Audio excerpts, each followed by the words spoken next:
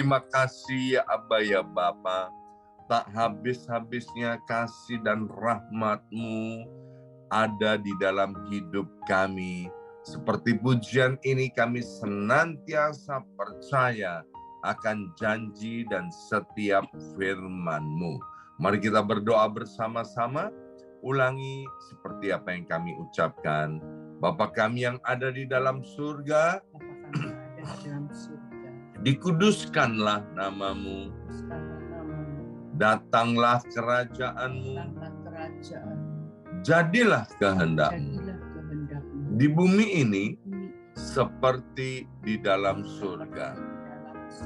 Bapa yang baik, berikanlah kami pada hari ini rezeki yang menjadi bagian kami secukupnya, cukup untuk memberikan pinjaman kepada banyak bangsa, sedangkan kami sendiri tidak punya pinjaman, cukup untuk menjadi saksi Tuhan, mulai dari Yerusalem, Yudea, Samaria, sampai ke ujung-ujung bumi. Cukup untuk menjadikan semua bangsa murid Kristus dan membaptis mereka dalam nama Yesus. Terima kasih Bapa untuk rezeki yang secukupnya, dan ampunilah dosa-dosa kami. Ampunilah kesalahan kami, seperti kami pun mengampuni orang-orang yang bersalah kepada kami. Dan janganlah masukkan kami ini ke dalam pencobaan, tetapi bebaskanlah kami dari segala yang jahat. Sebab Engkaulah yang empunya kerajaan, kuasa, dan kemuliaan sampai selama-lamanya. Dalam nama Tuhan Yesus, kami sudah berdoa. Haleluya, haleluya. Mari Bapak Ibu sekalian, sekarang kita bersama-sama secara serempak dan serentak kita akan menggemakan Mazmur 91 dengan suara yang keras, dengan suara yang lantang dari tempat kita masing-masing. 2, 3. Mazmur 91. Orang yang duduk dalam lindungan yang maha tinggi dan bermalam dalam naungan yang maha kuasa akan berkata kepada Tuhan, tempat perlindunganku dan kubu pertahananku, Allahku yang kupercayai. Sungguh Tuhanlah yang akan melepaskan aku dari jerat penangkap burung dan dari penyakit sampar yang busuk. Dengan kepaknya Tuhan akan menudungi aku. Di bawah sayapnya aku akan berlindung. Kesetiaan Tuhan ialah perisai dan pagar tembok. Amin, amin, amin. Terjadi di dalam nama Tuhan Yesus. Aku tak usah takut terhadap kedahsyatan malam, terhadap panah yang terbang di waktu siang, terhadap penyakit sampar yang berjalan di dalam gelap, terhadap penyakit menular yang mengamuk di waktu petang. Walau 1.000 orang rebah di sisiku dan 10.000 di sebelah kananku, tetapi itu tidak akan menimpa aku. Aku hanya menontonnya dengan mataku sendiri dan melihat pembalasan terhadap orang-orang fasik. Sebab Tuhan ialah tempat perlindunganku yang maha tinggi, telah kubuat tempat perteduhanku. Amin, amin, amin. Terjadi di dalam nama Tuhan Yesus. Malapetaka tidak akan menimpa aku, dan tulah tidak akan mendekat kepada kemahku.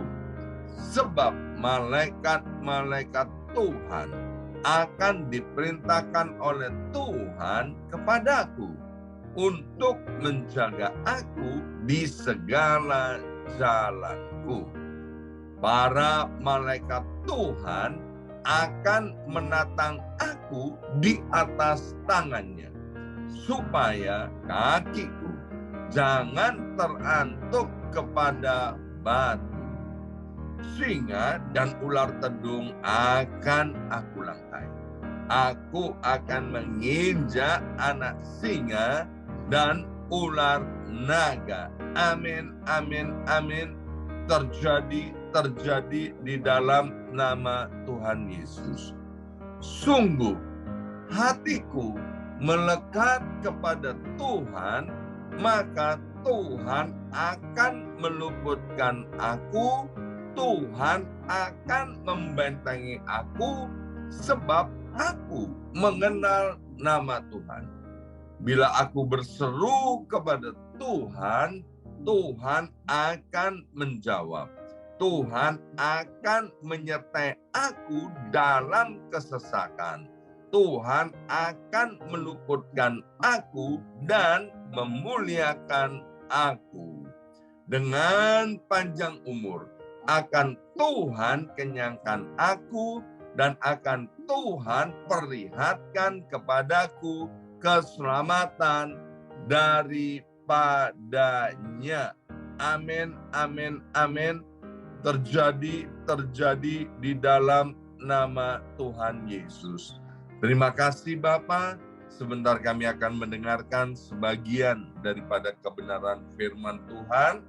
Kami mengundang Allah Roh Kudus untuk mengurapi setiap kami. Juga berkati hamba firman-Mu, Ibu Pendeta Hana Istati Rahayu. Dalam nama Tuhan Yesus. Yang siap mendengarkan firman Tuhan, angkat jempolnya ke depan dan katakan amin 3 kali. Amin, amin, amin. Ya. Salam revival, salam kebangkitan. Semangat pagi. Semangat pagi dan sore. Iya, salam Bapak Ibu sekalian semuanya. Apa kabarnya? Luar biasa. Luar biasa, dahsyat, ajaib. Ya, senang sekali hari ini Selasa 11 April 2023. Ya, bagi Bapak Ibu yang masih melanjutkan doa puasanya, selamat berpuasa. Yang sudah selesai, kita tetap jaga supaya beratnya jangan bertambah. Dan kemudian kita juga yang lebih penting, biarlah roh kita terus menyala-nyala di dalam Tuhan. Ya, baik, waktu dan tempat selanjutnya saya berikan kepada hambanya, Ibu Pendeta Hana Istati Rahayu. Silakan Bu Jim. Ya, pada sore hari ini kita akan belajar bersama bagaimana supaya hati kita ini terus mempunyai roh yang menyala-nyala. Saudara, ada detik-detik di mana kita minta hati yang baru. Karena hanya hati yang baru yang bisa diisi oleh anggur yang baru. Karena anggur yang baru itu harus dimasukkan dalam kantong yang baru. Saudara, kalau kita tidak punya hati yang baru, bagaimana kita bisa menyala-nyala, saudara? Hidup kita bagaimana bisa berkemenangan? Bagaimana hati kita bisa bersemangat? Saudara, bagaimana seorang mampu melakukan perjalanan iman? Karena kita tahu hidup kita, sering saya katakan bahwa hidup ini adalah perjalanan. Bagaimana kita mampu melakukan perjalanan iman kita? Memang setiap kita bukan hanya butuh mujizat. Setiap kita bukan butuh pertolongan Tuhan. Setiap kita bukan cuma butuh berkat, tetapi perlu kita mengalami perubahan hati. Yaitu pentingnya kita mempunyai hati yang baru. Saudara, kalau kita lihat, iman itu nggak ada ekspresinya. Kita nggak bisa melihat iman. Karena iman itu tidak bisa kelihatan. Dan iman itu lahir dari sebuah hubungan yang intim. Perjumpaan dengan Tuhan. Saudara, ahli Taurat itu punya doktrin yang benar. Ahli Taurat itu punya doktrin yang nggak salah. Tetapi mereka tidak bisa menemukan pengenalan akan Tuhan. Sebab apa? Itu masalah di hatinya. Saudara, iman yang dimiliki Abraham tidak hanya membawa Abraham percaya, tetapi melalui imannya Tuhan memberi Abraham pada sebuah perjalanan iman yang benar. Sehingga Tuhan berkata, orangku yang benar akan hidup oleh iman. Sehingga Abraham dibawa dalam perjalanan rohani bukan sekedar sebagai orang beragama, tapi sebagai seorang yang benar berjalan dengan Tuhan, di mana setiap perjalanannya dia ada selalu hubungan dengan Tuhan, yaitu membuka nisbah bagi Tuhan. Jadi bukan cuma berjalan bersama Tuhan, ada hadirat Tuhan yang nyata dalam hidupnya. Itu juga yang dilihat oleh Firaun, Potifar ketika mereka bertemu dengan Yusuf. Sekalipun secara sosial Yusuf itu bukan siapa-siapa, tetapi ada sesuatu yang berbeda pada diri Yusuf. Yaitu Yusuf mempunyai hati yang baru yang senantiasa disertai Tuhan. Yusuf itu dijual kepada suku Kedar, dibuang di sumur, Yusuf difitnah, Yusuf dipenjara, tapi tidak ada satu ayat pun ditulis bahwa Yusuf itu kecewa, Yusuf itu sakit hati, Yusuf itu membalas, Yusuf mempersalahkan Tuhan. Tidak ada, never. Tidak ada ayat yang mengatakannya. Tapi hebatnya ada satu kata atau satu kalimat yang terus diulang-ulang di setiap pasal. Dan itu tidak pernah saya lupa. Yaitu karena Tuhan menyertai dia. Saudara, kata Tuhan menyertai dia. Kata Tuhan menyertai Yusuf. Ini adalah kata-kata yang sangat luar biasa yang kita inginkan di dalam setiap kehidupan kita supaya kita tetap semangat berkobar-kobar, saudara. Saudara, kata Tuhan menyertai Yusuf itu membuat Yusuf tetap happy di dalam sumur. Membuat Yusuf tetap happy meskipun dia dijual.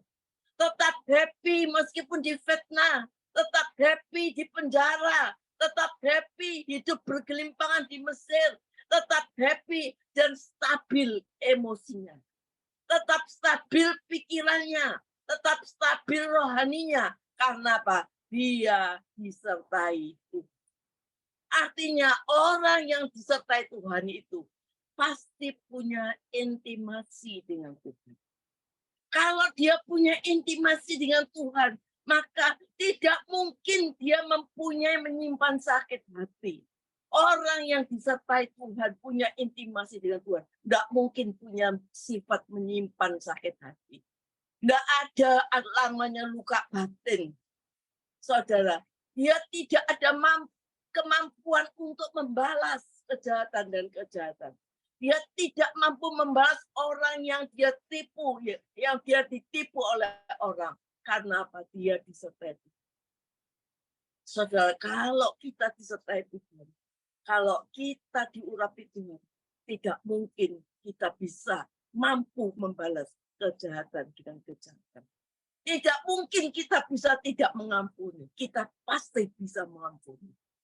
Sehingga Yusuf tidak pernah sakit hati pada saudaranya. Engkau boleh mereka-reka yang jelek tentang aku.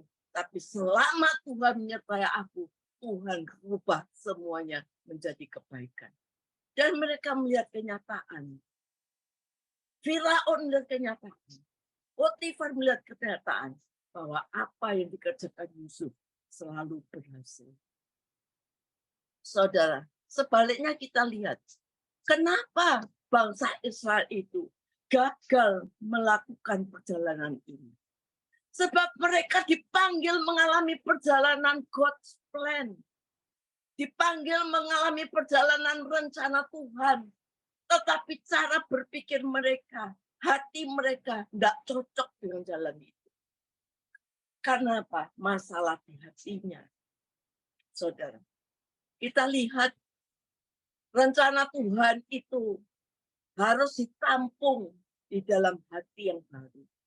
Dan Tuhan bilang dalam Yesaya 55, rancanganku itu berbeda dengan rancanganmu.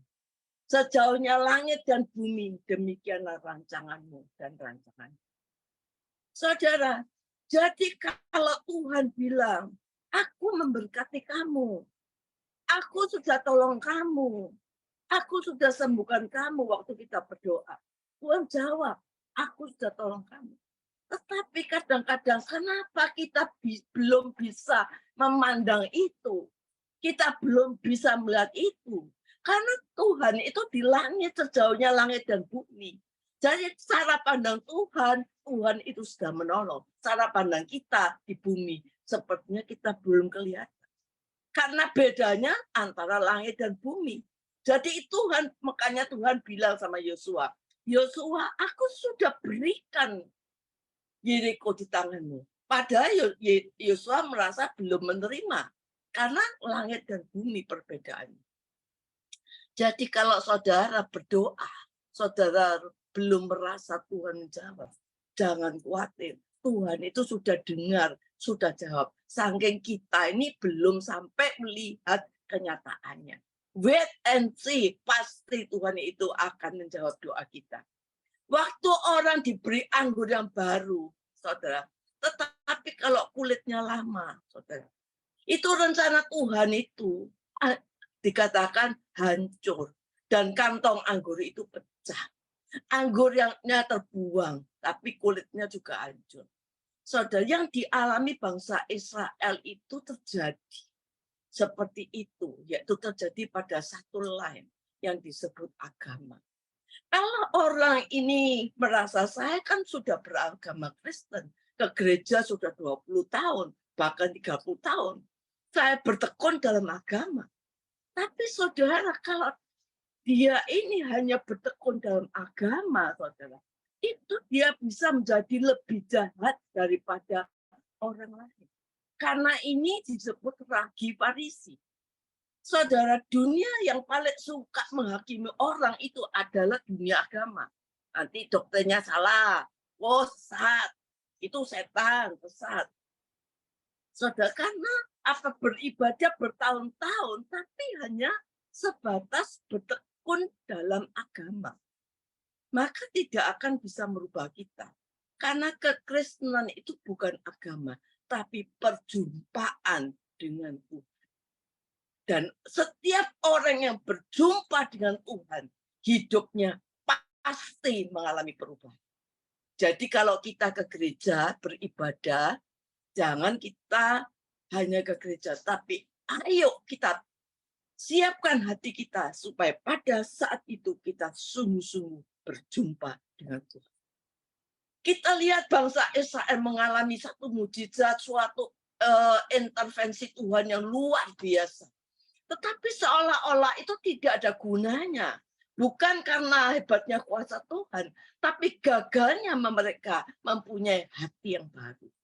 Sehingga jalan Tuhan itu bagi mereka sepertinya di dalam perjalanan mereka keluar dari Mesir seperti jalan malapetaka, jalan yang tidak ada keuntungan. Ya, mereka seperti ada di dalam kantong yang sudah rusak.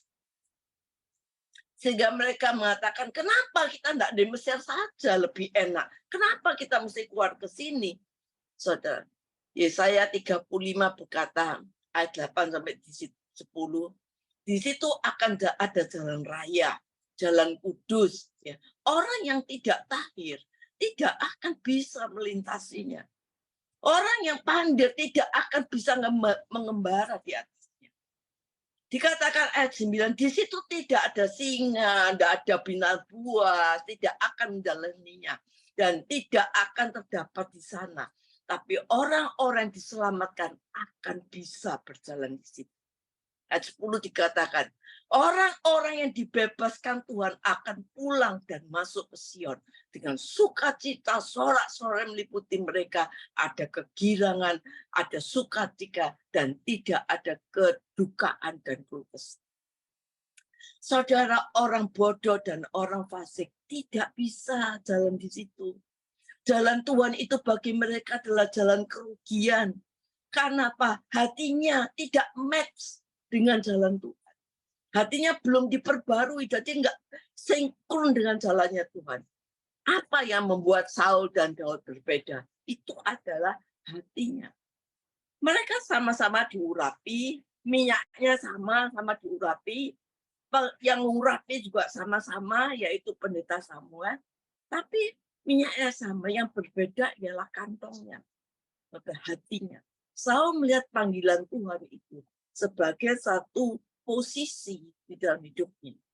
Tetapi Daud melihat itu sebagai Tuhan, itu sebagai satu-satu harta miliknya.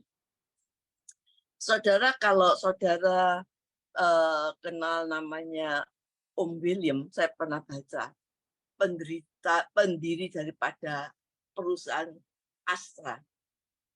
Itu dia membuat perusahaan Astra besar dari bawah, ya, dari sesuatu yang kecil, dari bawah sampai dia bisa naik ke atas. Tapi gara-gara anaknya yang punya hutang dan sebagainya, akhirnya kolaps. Dikatakan bahwa dia mengalami kolaps luar biasa karena kesalahan anaknya. Sebenarnya Om Williamnya itu tidak salah. Dia tidak bisa dituntut. Tetapi sebagai personal komitmennya dia jual itu Astra yang dia besarkan dari kecil dengan jiwanya yang dia taruhkan di situ. Itu hidupnya. Bagaimana perasaan ketika dia jual semua. Dia kehilangan semua. Tetapi dia punya satu komitmen. Meskipun untuk anaknya salah. Dia harus bisa menyelesaikan secara personal komitmen. Saudara, dan ketika beliau meninggal, dunia bisnis seluruh nasional yang besar-besar dari mana-mana datang memberi salut kepada Om William karena dia seorang yang sungguh-sungguh luar biasa. Saudara, oleh karena itu, saudara, mari kita minta sama Tuhan hati yang baru, hati yang diubahkan. Jangan sampai hati kita ini berubah. Jangan sampai kita ini menjadi hati yang punya makin lama makin sombong ketika kita sukses. Ketika kita diberkati, hati kita berubah. Kita punya segalanya, hati kita mungkin jadi berubah. Atau jangan sampai kita itu menjadi tawar hati ketika doa kita, pengharapan kita belum nyata, belum kelihatan. Sabar. Pandangan kita dengan pandangan Tuhan beda. Tuhan pasti menjawab doa kita. Makanya Tuhan bilang, jadilah seperti anak kecil. Anak kecil ini nggak pernah tawar hati. Kalau marah, ya cuma sebentar. Mereka marah, habis gitu dikasih permen, sudah oke. Saudara, kita lihat, jangan sampai kita tuh mempunyai tawar hati. Saudara, kadang-kadang ditambahnya usia kita. Tidak harus kita menjadi tua dan tawar hati. Saudara, kita minta sama Tuhan. Kita lihat bagaimana Imam Eli itu umurnya 98 tahun. Dikatakan sudah sangat tua. Di sini kita lihat contoh imam ini masih bisa bernubuat karena ofisnya masih ada. Tapi jalan hatinya sudah menjadi tua, ya. Hatinya tidak bisa meluruskan lagi apa yang salah. Sudah tidak punya visi. Dibandingkan dengan Musa yang meninggal umur 120 tahun, tapi tidak tercatat. kalau Musa itu sudah tua. Saudara, ini semua tentang hati. Karena perjalanan hidup ini, saudara, keras. Ya. Tidak bisa dilalui orang yang punya hati-hati yang cuma biasa-biasa saja. Karena iman, Musa menolak disebut putri Firaun. Dan dia bersama umat Tuhan jalan di padang gurun 40 tahun. Untungnya apa, saudara? Jalan 40 tahun di padang gurun. Di istana dia bayarannya tinggi, ya, jabatannya tinggi, tapi dia lepas semua dan dia mengambil keputusan untuk berjalan bersama Tuhan, menjadi sahabat Tuhan. Dan dalam Mazmur dia Musa tulis, tidak ada kata-kata bahwa keputusannya itu dia kecewa. Kita perlu, saudara, hati yang baru. Saudara, kita perlu stamina rohani kita yang kuat. Hati yang baru, kantong yang baru.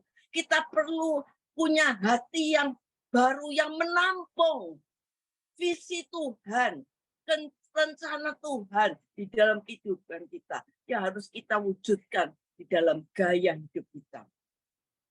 Saudara, di dalam Mazmur 126 ayat 6, orang yang berjalan maju dengan menangis sambil menabur benih, pasti pulang dengan sorak-sorai sambil membawa berkasnya. Jadi sekalipun dia menangis, mereka tetap maju, berjalan menabur benih. Saudara, siapa yang bisa sanggup lakukan sambil menangis, berjalan, menabur? Kalau hati-hati biasa saja nggak mungkin bisa. Tapi orang yang hatinya sudah diperbarui, orang yang hatinya berbeda, saudara bisa lakukan hal itu. Dia menangis, dia berjalan, dan dia maju. Saudara, bagaimana terjadi, saudara? Kita perlu melalui Zoom ini, saudara. Kita mendapatkan firman Tuhan, suntikan-suntikan ilahi. Kita mendapatkan impartasi dari Bapak rohani kita, Bapak Yosua Yongki. Sekalipun kita ini sebagai manusia belum sempurna, saudara, tapi ayo kita punya gaya hidup yang berbeda. Perkataan kita berbeda, sikap kita berbeda. Kalau hati kita sungguh-sungguh diperbarui. Ayo kita minta satu hati yang baru. Ya. Mungkin dalam perjalanan hidup kita, hati kita sudah dipengaruhi dengan kerasnya kehidupan ini. Sehingga hati kita menjadi keras seperti batu. Seperti hati di jalan. Saudara, tidak bisa menerima firman. Firman itu akan hilang, mati, dan tidak bisa bertumbuh. Tapi ayo pada sore hari ini, kita mau sadar, kita perlu minta hati yang baru. Dan detik-detik di mana kita minta hati baru, di saat kita mengoreksi diri, apa salahku Tuhan? Seperti Daud berkata, Tuhan, selidikilah hatiku, apakah jalanku benar atau tidak. Ayo kita bersama-sama minta hati baru. Tuhan selidiki. Kalau hati kita mulai keras, hati kita mulai kaku, hati kita mulai sombong, hati kita mulai sudah tidak punya pikiran visi dengan Tuhan. Seperti bangsa Israel. Pagi bangun, makan, tidur, makan, pagi bangun, makan, tidur. Tidak mengerjakan sesuatu apa-apa. Tidak ada penyembahan pada Tuhan. Saudara, tidak ada yang kita lakukan. Kita tidak punya visi. Hati kita kosong. Ayo kita minta hati yang baru pada Tuhan. Dan detik-detik ini, ayo kita semua minta hati yang baru pada Tuhan. Mungkin hati kita mulai dikotori dengan udara-udara dunia, ya, berjalan di dalam perjalanan hidup kita yang keras ini. Tapi sore hari ini, ayo kita minta hati yang baru. Bapak, pada sore hari ini, berikan kami selidiki hati kami. Apakah hati kami tetap masih benar di hadapan-Mu? Atau apakah hati kami sudah mulai serong? Apakah hati kami sudah mulai tawar? Apakah hati kami sudah tidak mempedulikan Tuhan? Apakah hati kami sudah hanya untuk kami sendiri? Tidak ada perubahan, tidak ada api yang membara Tuhan. Pada pagi hari di Amerika, sore hari di Indonesia, Tuhan jamah setiap hati kami. Tuhan rubahkan setiap hati kami. Sehingga kami hidup ya punya semangat dan berkemenangan di dalam perjalanan hidup kami masing-masing. Amin.